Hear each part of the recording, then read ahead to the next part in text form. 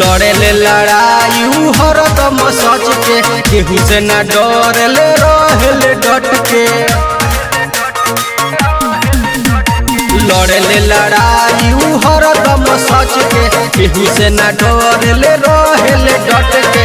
पूरा बिहारी के जान बारे हो मनीष भैया देशवा के शान बारे हो। पढ़ल चंपारण के मान बारे हो मनीष भैया देशवा के शान बारे हो।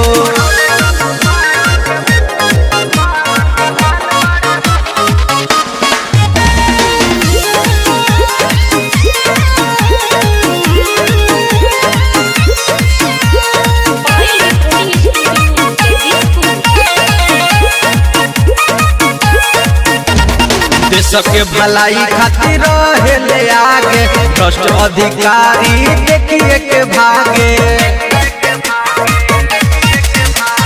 देश के भलाई खातिर रहेले आगे भ्रष्ट अधिकारी देखिए के भागे।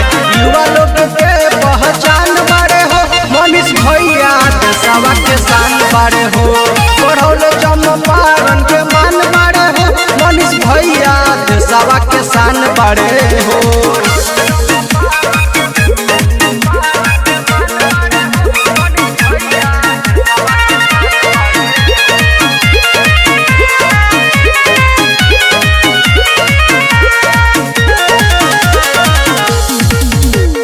केतना ले करीन कर बड़ाई भ्रष्ट इंजीनियर के करे ले रे लाई। केतना ले करीन कर बड़ाई भ्रष्ट इंजीनियर के करे ले रे लाई। डबलू के नजर में महान बारे हो मनीष भैया देशवा के शान बारे हो।